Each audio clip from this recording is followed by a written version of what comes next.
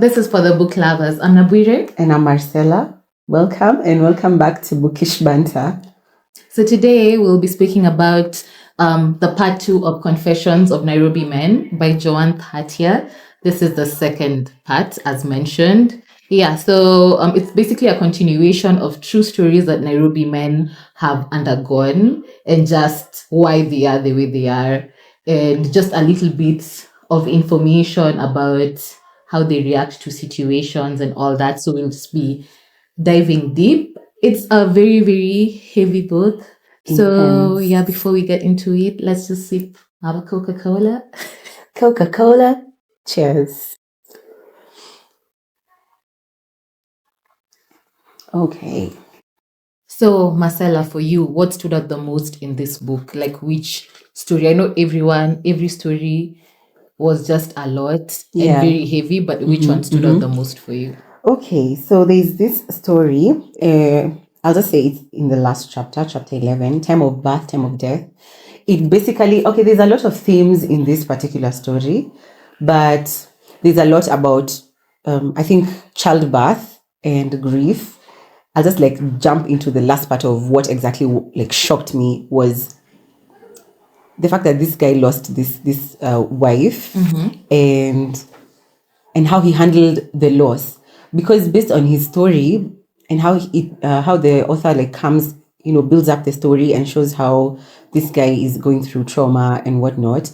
At the end of the story, the guy handles grief with so much prowess, used very loosely, not prowess per se, but he says, let me just quote to understand, to try and put my thoughts in order. At this part, he says, some days I feel like I've made progress, like I'm becoming the man I want to be. Other days I feel like I'm back at square one, still that scared, broken boy. Why am I quoting this particular part is he's going through therapy. And this therapy, he's doing it intentionally. Seeing in this world of today, the men are usually, is it afraid? If I may say, afraid of going to therapy to handle the traumas they've gone through. And this man had gone through sodomy before and, being hurt, and he just shoved it back from his dad, his stepdad. He shoved it away. But when he got to love this person and the babe died, he decided that this grief is not gonna make me wallow into alcoholism or wallow into some other addiction and whatnot. Yeah. He decides, let me go to therapy. Let me be the best for my son. He's gonna have the best. Nobody's gonna hurt him and whatnot. And that just wowed me, because it's not a normal thing to see men. Men come in and say therapy worked for me, or and he said it's not the easy. Fact that he's saying he's going through it, it's a process, and it's a process. Healing is a process. Yes, it's not that you'll go to that one session and suddenly everything all of works. us are yes. And also the fact that he's also acknowledging that he had so many past traumas, but he'd like to give his son the best even while healing and going through grief and trying to raise his son alone. As a single parent, so to say. So that's so much. And just him having that platform where he can talk about it. This is what I've been through, but I also want to make sure that my son will have the best part of me. My son will not have childhood trauma. That's really, really nice. And also just grief in itself is something that doesn't have a script. Nobody knows how it's supposed to go. You just move with the flow, because you'll still go back to the pain and the heart and wonder why was it me? And anything can trigger you. You can sleep today and feel you're okay. But tomorrow you can remember something. Your son can say something. And then it just takes you back to, oh my God, was I like this? Actually, when he ends the conversation or the story, he says, sometimes love doesn't come always easy. Sometimes it's something you have to fight for. And I'm fighting. Imagine, I am fighting that I'm going to love this boy intentionally. He's going to grow so well. And even if he will struggle, at least I know I tried my best, right? And I think as humans, that's the best we can do. Just wake up, give your best, and acknowledge when you don't, and just wake up the next day and try to and try again. Yes. So that's what really wowed me about this story. And I feel like it's something that many men should actually pick from. And it's not easy, but Seek help. Yeah, especially being open to therapy, as you've said. Yeah. They sort of have the misconception that maybe they'll be misjudged. What will people say? What does sitting in a room with another human being? How does that change anything? Yeah, but at least he's open to it and he's doing it. Yeah. And maybe this will also encourage other men to sit down and, talk. Yeah, it heals you from it heals what? The inner child. Yeah, and they also say like a problem shared is a problem half solved. Yeah. So definitely something to think about. Yeah. For me, I would say it's chapter 5. So chapter 5 basically the title goes something like my dad was buried shoeless. Yeah. And this is an individual. Now the man, he grew up in poverty. So he was very, very determined. He was very, very ambitious from like a young and tender age. Like he just wanted to finish school and work as hard as he can and make something out of himself. Yeah. And he did. He pushed himself as much as he could. He worked where he needed to at a young age to be able to cater to paying school fees and all these things. And eventually he was able to get into university. So he didn't even let the fact that his older brothers had to drop out, unfortunately. Yeah. He still stayed with his dream and did whatever he needed to do to become there. the better. Yeah. So that's one, just self-belief and just pushing through everything. And also he says he really did have the support of his mom and his brothers just pushing him, okay, this is what you're doing, go. So he goes, he meets a woman. They're doing well, so she also sort of has the same background as his. So for me, what caught me in this story was he was moving with the belief of this is a woman who we've built something understood together. Like we have a very what poverty means. And then they sort of had ambition in the same like platform. Like we know where we've come from and we know where we're trying to go. So they're building slowly. They both graduate. They're both doing really well. He sees her as this is my life partner, my friend, and everything.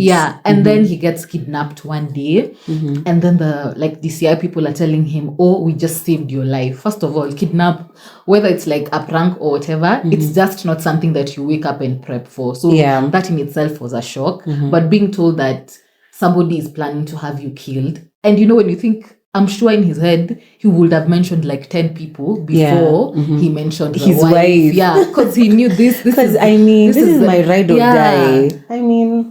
And then he's being told it's the wife, and then he was still in doubt until they call, and you know how you immediately recognize the voice of. She actually laughs in the background. No, not during that time, because she laughed in the background when he was going to drop the kidnapping. Yeah, there's a time she staged a kidnapping, but during this call, so the police were acting like we are the ones who kidnapped you, so let's call her, tell her, because she'd ordered for him to be killed. To Lisa.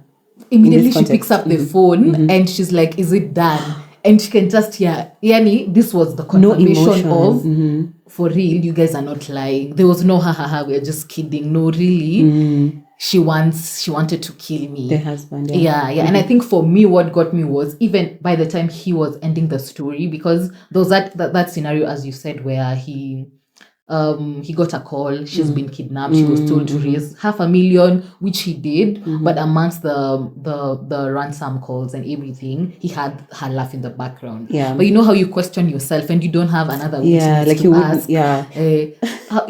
Have you heard her voice as well? He didn't have that confirmation, so it was just something at the back of his mind. But he was like, let me just save her life, which he did. But it was always something he wondered about. So this time where it's confirmed that this woman really wanted me dead, and he's told, go into hiding, we'll do the investigations, she's caught, they go to court. He just never got the answer of why. Why? What did I do to you? By the way? That's such a big betrayal. At least tell me. I wonder, that's something that just left me okay, you want me dead. I wish that did I do? I wish that it was a job. I wish that she was working for some great person somewhere who wanted the dude dead. I wish. But then now we really don't know what her idea was. Even him, he doesn't know. Especially the fact that it's when did it change? I've sat in court with you. At what point? And also, you hate me so much, we could divorce. You could leave me. There's so many other things. And also, they were living so well. They're in the suburbs and whatnot. Yeah, and then they built their wealth together. So, did you feel like I was belittling you? Then to the point where you want to eliminate me completely, because she was let there be no trace. He'll just disappear off the face of the earth. And I just sat there. And he introduced it with saying, I never date one woman. And looking at it from his perspective, if he said that, it trust issues now. It's like, it's okay, I understand why he wouldn't ever want to put all your eggs in one basket. Exactly. It's like, now I date 3 or more because lazima unatengeneza because listen, I've been through it. So that was I get it totally. Imagine, okay, yes, we're not justifying dating multiple women, but you can see why having a woman is a necessity, one, but you can see why he's choosing to let me have 3 first because I have money. I don't want someone killing me, I'm just giving them shots, smalls of love. Yeah. And I'm sure he also can't be vulnerable with anybody. Now you can't. Can you? Can you? Yeah. He just stays, like, literally he's living his life on the edge because he got the biggest shock of his life. Like, nothing else, I think, can shock him to that degree. You just wanted to wipe me off the face. I mean, kikulacho ndicho hicho kwenye nguo yako. Oh my goodness. Yeah, that was shocking. That was shocking. That was nice. It was. So any other themes that stood out for you? I'll say another one that did stand out is the one where chapter 1 where they touch on mental health because it's his mental health. Totally. He was actually diagnosed with schizophrenia. So later on, and then it's the fact that they said like it was sitting, and then like it was triggered to that extent by a traumatic event. A traumatic event. So like for him, it's where boy meets girl. And then that, because for him, he was saying he got to the point where he's dating this babe and he introduces her to the mom. Family. And then it's like when everyone you get the stamp of approval, like, we love her, she's even fantastic. Is it the brothers and the sisters? Yeah. They welcome her and completely. Then, exactly. And then finally when the mom was like, she's don't lose. I think she said something along the lines of don't lose this one. And he's like, great. This is just what I was waiting for. And then, next in his head was probably proposal, wedding. Let's go get like a baby. And then just that thing of, oops, my sister forgot something in the house. Speak of coincidences. Having to, exactly. Wow. The fact that even he explained the reason why she didn't go is because I'm the better driver. And then it's that last time she left the inhaler, it would have just been like a whole other medical emergency. So as a better driver, I go quickly. And I think for me also for this story was very funny because why are you guys doing this thing in their house? I mean, you guys could have gone elsewhere. Anywhere else. Yes. Just, do the eye thing, look at each other. I think in their heads, they were like, those ones are not coming back. Yeah, for the brother, I think they have experienced the hikes because this is something that they tend probably to do often. Yeah. So that's something that would take them 6 to 7 hours. We just dash out. We have time. Yeah, because when I saw the brother, I don't know, he has a meeting, the babe has a headache. I'm like, and the stories, by the way, are like, me, I have a meeting, so legit. You could have a meeting. Yeah, you could. Yeah. And legit, you could also have a headache. Yeah, so, but she doesn't want to go. And then she also, I can't question when you tell me you have a headache. I'm like, no, you don't. Yes, you do. You're the one who's feeling it. So and then now you find them in the act. I feel like finding someone in the act is just traumatizing in itself. Yeah, now imagine it's that. Plus, it's family, your brother. Your brother is forever. Yeah. And then where he'd gotten with this other babe, it's like I'm about to propose. Like there was betrayal on you're my all now on both ends. And the fact that he stood there for a couple of minutes, it's like it's like loading, and it's like, am I watching a movie or and am then I snaps? Seeing this? Yeah, because it's like they're clearly in their moment. They're not. They're not even. They didn't even hear him like open the door. Yeah, he just called them, and then just when they locked eyes. Yeah. And just that moment of it's like the world stops. That's crazy. Even them, they're shocked because they're like, Sister, what am I gonna say? There's nothing you can say. You can't say anything. Yeah. There's nothing you can say. And it's interesting how that story affected him, because I think for me, I would just walk away and show it at the back of my mind. But he just snapped. He went and just drove off. Yeah. And I think that's the thing with certain situations, you really can't plan your reaction. Yeah, you really don't know what you're gonna do. Yeah, because for him, the walking away, that is pretty smart, as opposed to staying there or choosing to fight them. Yeah, I think the best thing would be either take a walk as opposed to driving in that state because your mind is not okay. Yeah, but also a walk, you're also not. He could have ended up being the one hit by a car. Well, because also your mind isn't really there. Yeah, the best thing would have been to sit, but there was just nowhere to sit. But then again, like in that state, logically you can say this is how I would have done it. But that state of betrayal, anger, what is happening? This is him experiencing it. So his best action was, let me just go. Yeah, that was his own version of seeing red. Yeah. Like, what was that? So it just get, I think he was trying to get away from this situation, like put as much distance as he could. Even it's written, he wanted to put so much distance between him and this if he could have been able to drive to another continent, he would have. Like, I just need to get away. And then just, you're in that state, you're in your thoughts, you're in everything. You can't see. Yeah. You cannot, and probably he was actually speeding, and you can see along the streets of Nairobi, people don't want to pass on they're called pedestrian walks. So he couldn't have seen the babe coming. He saw her, but too late. But when she was like right here, he saw her too, because he tried to break, but he literally tried to break, but she was just too late. Because I think he saw her and she saw him, and then now that just happened to be like the last thing. That eye contact where you actually saw this human being and everything, and then just taking a life. He has so much on his mind.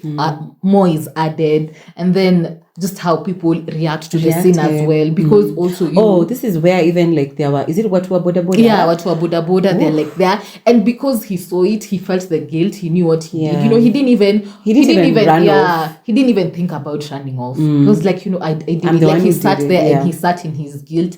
And one thing about him, he accepted what he'd done. He literally carried that, because I think one of the main things is he that sort of opened up like his mental condition was the fact that this was now his constant thought. He was constantly thinking about this over and over. He's talking also about, like, is it voices? Yeah, because that's essentially what like schizophrenia is all about. Like you're hearing voices and, you're not able to shut them out. Because the very first time he was given medication, he's like, the voices toned down, but they didn't stop. Yeah.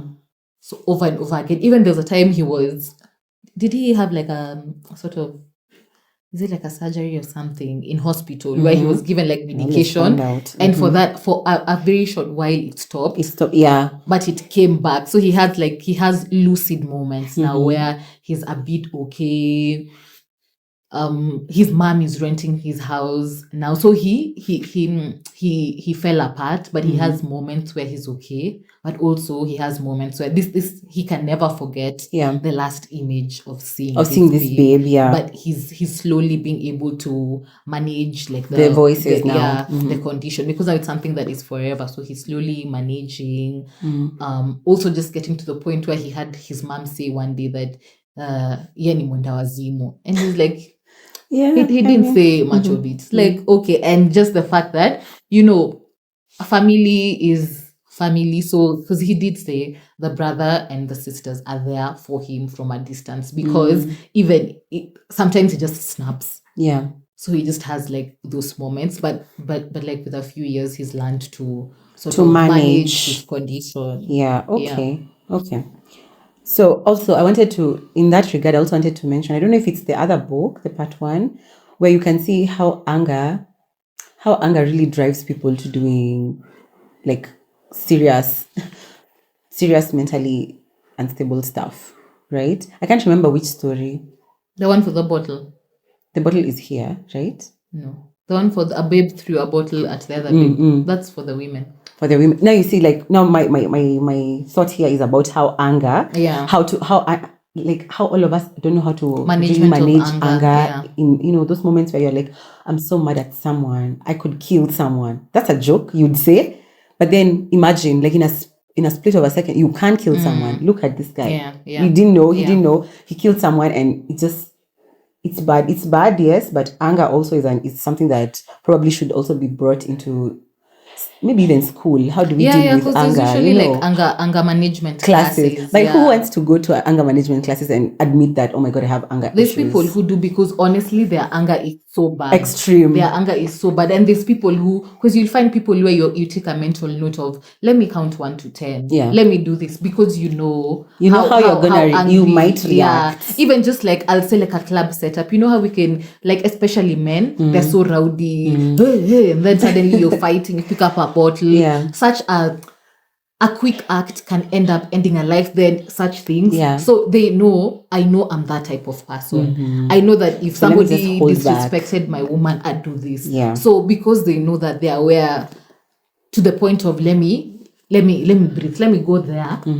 Let me even call some random person on a phone call. Let me walk away. You know, those people who say, if I'm at the heat of the moment, I can't deal with it right now, I need to take a walk. Breathe. Let me take a walk. So it's just the acknowledgement and knowing. Catching yourself in that moment of, oh my God, I'm going to be really bad now. Let me just go. Let me just... And the thing is, sometimes you probably don't know you have anger issues until you're in that situation, anger situation where you're everything... You're shouting that whole thing of, I saw red.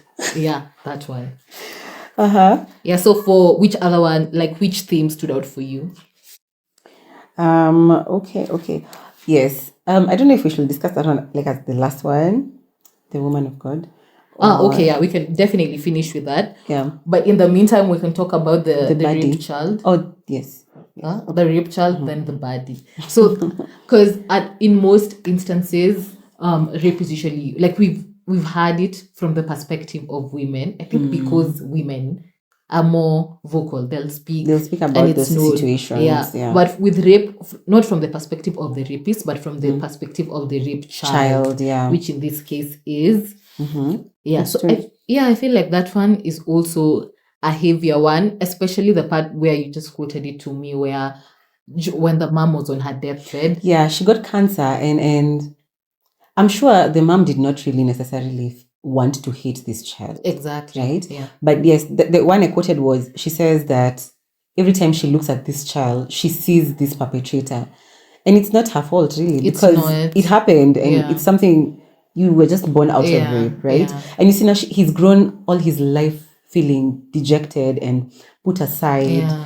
And even the whole family really treats him like the other, kid. And the fact that she remarried, so this is her stepdad, and also hurt him in the same. And then the fact that, like, the other kids have both the love of the mother and the father, and him, he's sort of like getting like droplets of the mother's love, and then he's getting like trauma from the That's so stepdad. difficult. That's so hard. So it's so much, and the fact that, like, she never really told him this is the reason until years down the line, when she's on her deathbed. That's when she's telling him the story of, no, wewe ulikuwa mtoto tu ulizaliwa tu hivyo, and your father already gave us a house, so you should have been grateful. Even when he was growing up, I remember when he reported now to the mom that this is what this guy is doing to me, she's like, you're lucky he's giving us a house. He's giving you, he's paying school fees.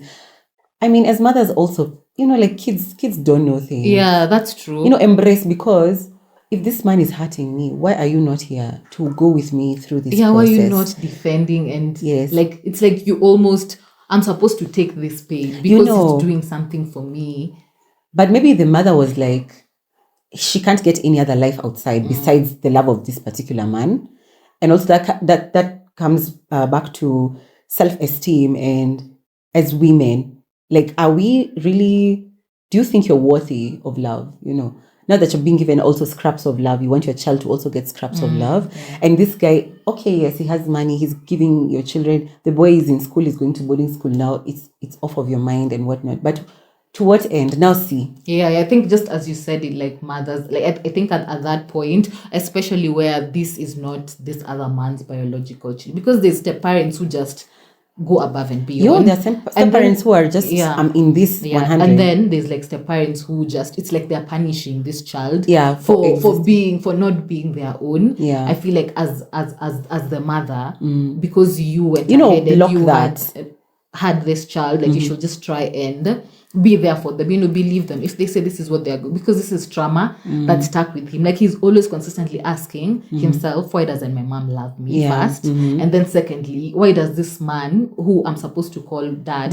now treat me like this? Like, what is wrong with me? And then it becomes about his self-worth. He's always questioning, like, his confidence is so low. The people who are meant to protect you and come first for you are the ones who are treating you so badly. So, like, he's just his vision of the world is just so different. Like if you sit at a table where people are speaking, even not people, for him, it's basically his siblings speaking about loving parents. And he's there like, I don't get it, guys. Okay. I don't understand what you're saying. Must be nice. Must be nice and we're under the same roof. Yeah, that's a very so tough painful. situation. Yeah.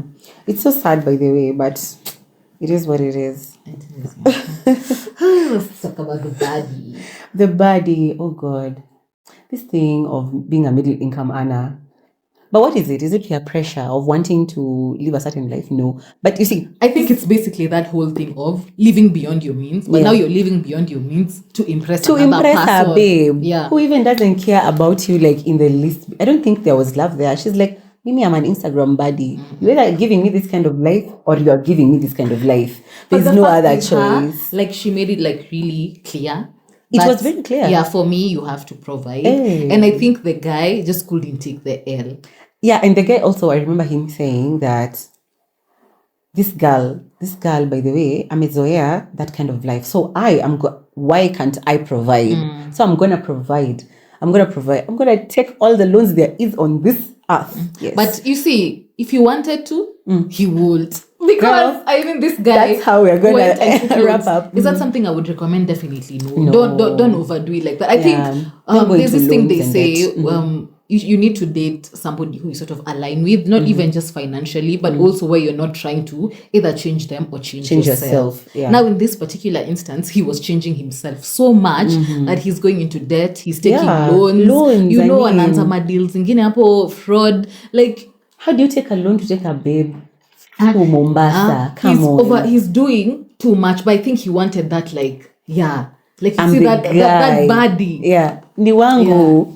I'm the guy. I'm the one who's providing. I'm the one who takes the video when we're there in Coast. I'm the one at I mean, the couple behind the scenes. So I don't know about you guys, because for him, I think after everything that he went through, the fact that he stands by it and he's like, I will repeat it. Yeah. He goes to jail and he still comes back and he's like, I'm gonna repeat it for her. That's why honestly, if a man wanted to, he'd do it, because nobody forced him. Yeah, this was his choice. Yeah, this babe just made it clear that this is na kama unaona uwezani, step aside. Wacha. He said no. And the funny thing is, it's not even funny per se, but the babe was like, if you're not giving me this, Kura was say, I have a whole list of people. I'm just gonna walk out and go. And he said, no, I'm up for the challenge. I am. And he did what he needed to. I mean, come on. So I think that is sort of like a personal thing, because like, do you think like the older he would have gotten, he would? But I really do think that for the woman that they want, they will really go above and beyond. Yes, really go like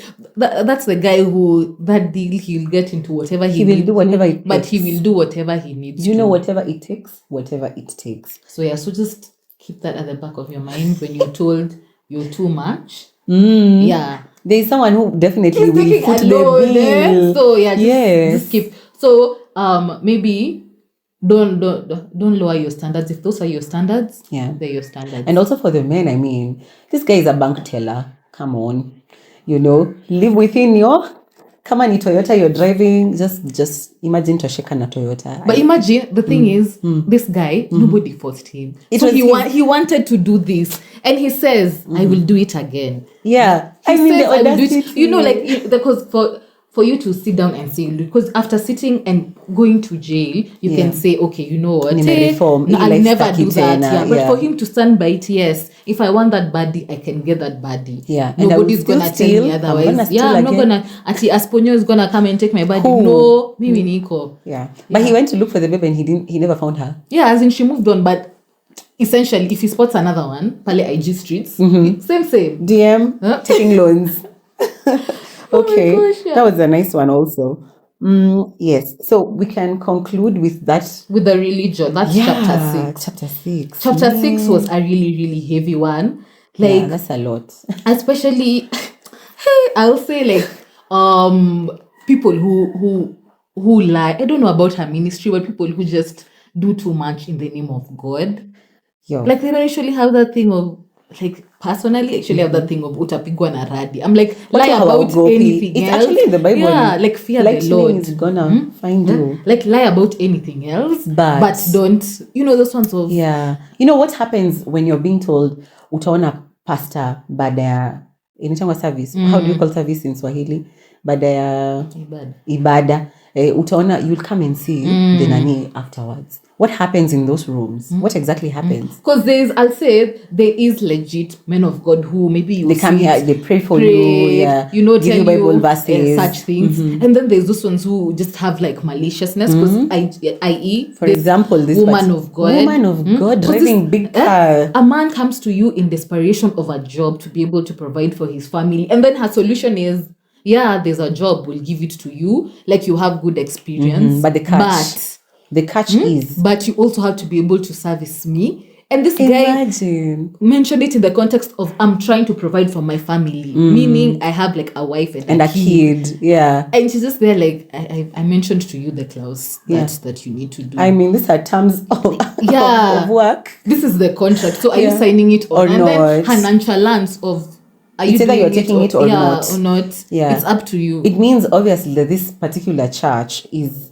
bent on doing those things. Yeah. And there are so many other people lined up. It's not just you. Exactly. Yeah. And the way how she was like how he explained like her power dynamic, how powerful she was as she preached and everything. And she was known for what's it? Is it umeponywa?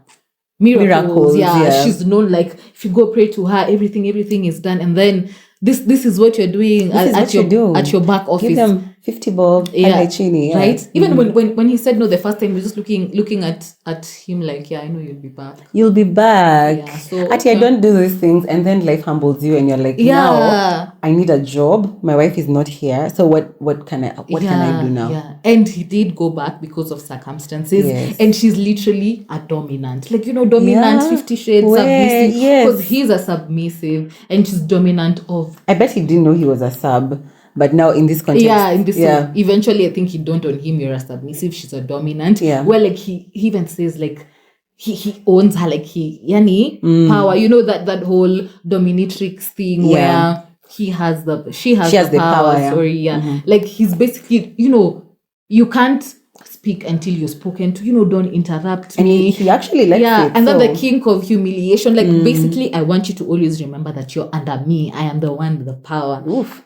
Yeah, and then something I would like us to touch on just the same story is how he got conned. Like what made him so desperate to go get back, money. Which is what like I feel like so many people have been in that situation where you're trying to go abroad because there's better opportunities. Yeah. So any way. So he hits up a friend who actually made it and went to another country. Yeah. And then he gets conned of like 700,000. And this, he says it's all of his money, all of his savings, life savings. He scraped everything because he's like, now this will open the door. And he was so open to work hard. He's like, I'll do anything once I get whatever to job Canada. there is, then bring in my wife and kid. Just and also remember the wife. But the wife was also like the baddie. She's like, you said me, I'm not gonna work. Hey. So wherever you provide, you find a way. Now you've been conned. Oh wow. Then she was looking at him like, oh wow. How did you just get conned? How?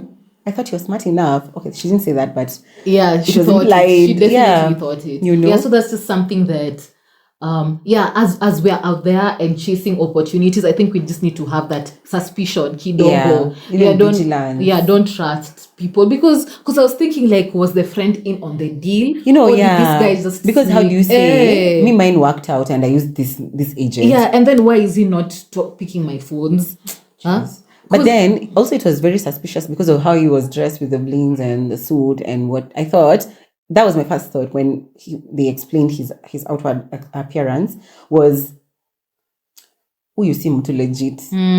But now you see, alimshuku kidogo, but the fact that friend anamriashua anamwambia that's what I'm saying. Because the friend was like, I'm like, the friend just did this to your boy and he's told you like he lost his really job, struggling. He's desperate. Yeah, so when it comes to like opportunities and stuff, like move with kidogo suspicion.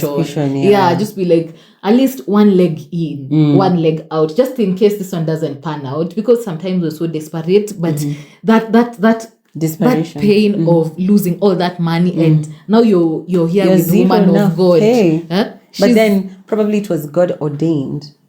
Was it? You never know. It was well written in his books. that this is gonna end up like this. Liking serving the woman of God. He loves it, but he also he would have gotten a better. He would have gotten so many other opportunities, and also I feel like this woman is just powerful people taking advantage of the power that they have is the best way to nini. Yeah, but don't. Mtapigwa na radi. Mapasta. Guys. Pastor, see me after kanisa. Huh? Yeah, so that's our take. There's several many other more stories, heavy topics. Yeah. But that's the same thing again that we said. Is basically like this should be like an opening for like men. More conversation. Yeah. Conversing more, going to therapy. Yeah. Like even just sitting with your people. Also something I like to say a lot is as a man, you need to make sure you have another man that you can open up to. Oh. Yeah, no, like genuine platonic support. Yeah. Somebody who, when things are really down, because most men have gone through that situation where you hear like one of your boys or a friend has committed suicide or this is happening, and then now you're asking, and they're all so shocked, like he was so happy, I was like with him last week, or such things. So create the space and be the space of having your boys open up, and then don't nini chongwa them like kumbe you're so weak. You're weak, things. Yeah. I mean, it's okay. Let's just begin there. It is okay to say, by the way, siko fiti, I've gone through this and this and this. It's just okay. Yes, it's a traumatic event, but imagine talking about it the way we said, it's half solved. Yeah. And yes, maybe your boys are gonna laugh kiasi, but even us as girls when you're meeting, sometimes you're like, but then at the end of that meeting, the support is there. This support. They're gonna tell you next time you're gonna go with Nabwira next time. Mtenda nae kwa hiyo party nini, and that's gonna yeah. And also like something else is, as men they tend to be very solution oriented. Well, if I'm saying something, like two men are sitting like this and they're talking, if your friend is confiding in you feel the need to give a solution. You don't have to. Just sometimes it's just the presence and the listening. That's all that's required. For sure. But what's your rating? Let me just say one thing, because I was almost DNFing this book because of how heavy the topics were. I would give it like 4.77, you see? Because it's really well written and it's heavy. I don't know how Joan is managing, or she had and she was like, I'm putting a boundary here while writing. I don't want to feel anything for these people. I'm just going to write. But it's a lot. So 4.7 and those other 7s and 9 for me. It's a good book. I would definitely ask boys to read it. Guys to read it, because it opens avenues for conversation, and we are here. We are here for you guys. Yeah. I'd also give it a 7.5. I think in all the series I love 7.5 out of 10. Sorry, wait. I meant 4.75. 4.75, that will be my rating. It's way more detailed. Yes. The stories are very well written. Like, that thing where she can start in the future, throw you in the past, come back to the future. But at the end of the day, she'll be able to tie it. So it's very well written. I hope she's okay. And I'd also like to think that the men are on their healing journey. For herself, that also, as much as she was writing it, she was also like helping them heal. So like being able to creating that platform of being heard helped, but definitely would recommend it. Also it's a big book, but just as she said, it's heavy, so you can read a chapter a day, a chapter a month, just to like let it sink, or especially as you've said, for the men, maybe like something relates. So it triggers you. And also I'll say something about her. She has given a trigger warning, so you can look at the trigger warnings and just see, and by the time you're reading it, you're at a good mental space. Also, I would recommend like you read from book 1, women, book like in such progression, because if you're also like a literary enthusiast, you would see how Joan has improved in terms of along her this storytelling, how she's writing, even in how she's dropping her thoughts. You'd see it's progressive for the people who are literal people. Okay. So yeah, I mean, thank you for staying with us. I think this marks the close of the Confession series, unless Joan is releasing a part 3, which we'll definitely read as well. Yeah. But yeah, thank you for tuning in. Share your thoughts and your opinions, and like also if another story did hit hard in the comments. Yeah. And yeah, we'll see you in the next one. See ya.